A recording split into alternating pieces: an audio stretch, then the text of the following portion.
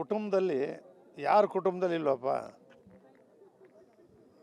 ಅದೆಷ್ಟು ಸರಿ ಅಂತ ಕುಟುಂಬದಲ್ಲಿ ಪ್ರತಿಯೊಂದು ಕುಟುಂಬದಲ್ಲೂ ಕೂಡ ಸಣ್ಣ ಪುಟ್ಟ ವ್ಯತ್ಯಾಸಗಳು ಬರ್ತವೆ. ಮತ್ತೆ ಅವರೇ ಒಂದಾಗಲ್ವಾ?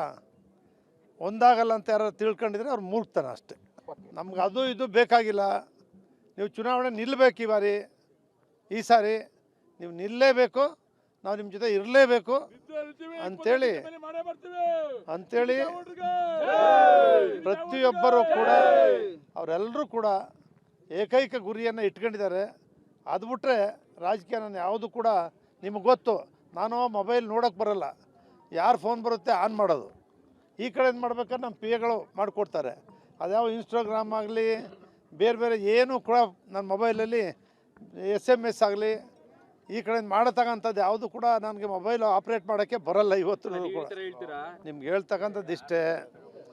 ಆವತ್ತು ಹೇಳಿದ್ದೀನಿ, ಇವತ್ತು ಹೇಳ್ತಾ ಇದ್ದೀನಿ. ನಾನು ಚಾಮುಂಡೇಶ್ವರಿ ಕ್ಷೇತ್ರ ಅಭಿವೃದ್ಧಿ ಬಿಟ್ಟರೆ ಚುನಾವಣೆ ಇನ್ನೂ 2 ವರ್ಷ ಇದೆ. ರಾಜಕೀಯ ಇವತ್ತು ಮಾತಾಡೋದು ಬೇಡ. ನಮ್ಮ ಗುರಿ ಅಭಿವೃದ್ಧಿ. ಎರಡು ಕಾಲು ಆಚೆ ಹಾಕಿದ್ದಾರೆ ಅವರು ಅಂತ ಹೇಳ್ತಾರೆ ಕುಮಾರಸ್ವಾಮಿ ಅವರು. ಒಂದಲ್ಲ 2 ಕಾಲು ಆಚೆ ಹಾಕಿದ್ದಾರೆ. ಏನು ಮಾಡಿದೆ ಎಲ್ಲ ಗೊತ್ತಿದೆ ಅಂತ ಹೇಳ್ತಾರೆ. ಈಗ ನೋಡಪ್ಪ, ಅವ್ರಿಗೆ ಅನುಭವ ಇದೆ. 2 ಬಾರಿ ಮುಖ್ಯಮಂತ್ರಿಗಳಾಗಿದ್ದಾರೆ. ಅವ್ರಿಗೆಲ್ಲ ರೀತಿಯ ಅನುಭವ ಏನಿದೆ ಅದನ್ನು ಮಾತಾಡಿರ್ತಾರೆ.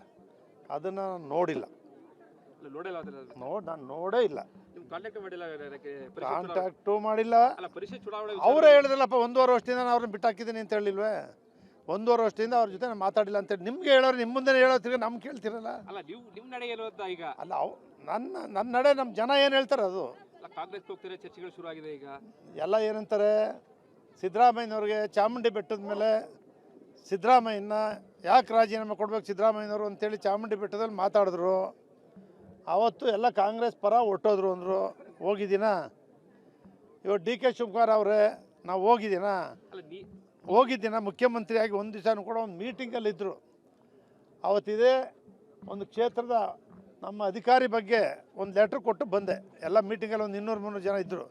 ಪ್ರತ್ಯೇಕವಾಗಿ ಅವ್ರನ್ನ ಭೇಟಿ ಮಾಡೋದಾಗಲಿ ಇವತ್ತು ಮನವಿ ಸಲ್ಲಿಸೋದಾಗಲಿ ಇನ್ನೂ ಕೂಡ ಇದುವರೆಗೂ ಕೂಡ ಮಾಡಿಲ್ಲ. ಯಾಕೆಂದರೆ ಅವರೆಲ್ಲ ಬ್ಯುಸಿ ಇದ್ದಾರೆ. ಸಿದ್ದರಾಮಯ್ಯನವರು, DK ಶಿವಕುಮಾರ್ ಅವರು ಮಂತ್ರಿಮಂಡಲ ಮಾಡ್ತಕ್ಕಂಥದ್ದೆಲ್ಲ ಬ್ಯುಸಿ ಇದ್ದಾರೆ. ಮುಗಿದ ಮೇಲೆ ಅಭಿವೃದ್ಧಿ ಕಾರ್ಯಕ್ರಮಗಳು ಮನವಿ ಕೊಡ್ತೀನಿ.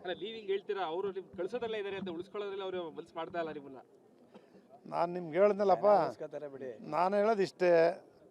ಅವ್ರಿಗೆ ರಾಜ್ಯದಲ್ಲಿ ಪಕ್ಷ ಕಟ್ಟಲಿಕ್ಕೆ ಶಕ್ತಿಯುತವಾದಂಥ ಕಟ್ಟಲೇಬೇಕಲ್ಲ. ದೇವೇಗೌಡರು ಸುಮಾರು 50-60 ವರ್ಷದಿಂದ ಜಯಪ್ರಕಾಶ್ ನಾರಾಯಣ ಅವರ ನೇತೃತ್ವದ ಜನತಾದಳ ಪಕ್ಷವನ್ನು ಕಟ್ಟಬೇಕು ಅಂತೇಳಿ ಕಟ್ಟಿದ್ದಾರೆ. ಅವರು ಮುಖ್ಯಮಂತ್ರಿಯಾಗಿ ಪ್ರಧಾನಮಂತ್ರಿಯಾಗಿದ್ದಾರೆ. ಕುಮಾರಸ್ವಾಮಿಯವರು 2 ಬಾರಿ ಮುಖ್ಯಮಂತ್ರಿಯಾಗಿ ಈಗ ಕೇಂದ್ರದ ಸಚಿವರಿದ್ದಾರೆ. ನನಗೂ ಕೂಡ ಒಂದು ಸತಿ 8 ತಿಂಗಳು, ಇನ್ನೊಂದು ಸತಿ 12 ತಿಂಗಳು ನನಗೂ ಮಂತ್ರಿ ಮಾಡೋರೆ. ಆ ಪಕ್ಷ ಉಳಿದಿರೋದ್ರಿಂದ ಆ ಪಕ್ಷ ಉಳಿಸೋ ಕೆಲಸವನ್ನು ಅವ್ರು ಮಾಡ್ತಾರೆ. ನನ್ನ ಜನ ಗಟ್ಟಿ ಇದ್ದಾರೆ. ಜನತಾಳ ಪಕ್ಷವನ್ನೇ ಕಟ್ಕೊಂಡು ಬಂದಿದ್ದಾರೆ. ಕುಮಾರಸ್ವಾಮಿಯವರು ನಿಮಗೆಲ್ಲರೂ ಕೂಡ ಗೊತ್ತು.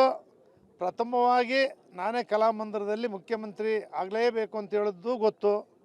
ಕುಮಾರ ಪರ್ವ ಮಾಡೋದು ಚಾಮುಂಡೇಶ್ವರಿ ಕ್ಷೇತ್ರದ ಜನ ಮಾತ್ರ. ಇನ್ನೊಂದು ಕ್ಷೇತ್ರದಿಂದ ಯಾರೂ ಕೂಡ ಬಂದಿರಲಿಲ್ಲ. ಕುಮಾರ ಪರ್ವನೂ ಮಾಡಿದ್ದಾರೆ. ಚಾಮುಂಡೇಶ್ವರಿ ಆಶೀರ್ವಾದ, ಜನರ ಈ ಚಾಮುಂಡೇಶ್ವರಿ ಕ್ಷೇತ್ರದ ಬೆಂಬಲ, ನನ್ನ ಬೆಂಬಲದಿಂದನೇ ಅವರು 2 ಬಾರಿನೂ ಕೂಡ ಮುಖ್ಯಮಂತ್ರಿ ಆಗಿದ್ದಾರೆ. ಅದು ನಿಮಗೂ ಗೊತ್ತು, ಅವ್ರಿಗೂ ಗೊತ್ತು.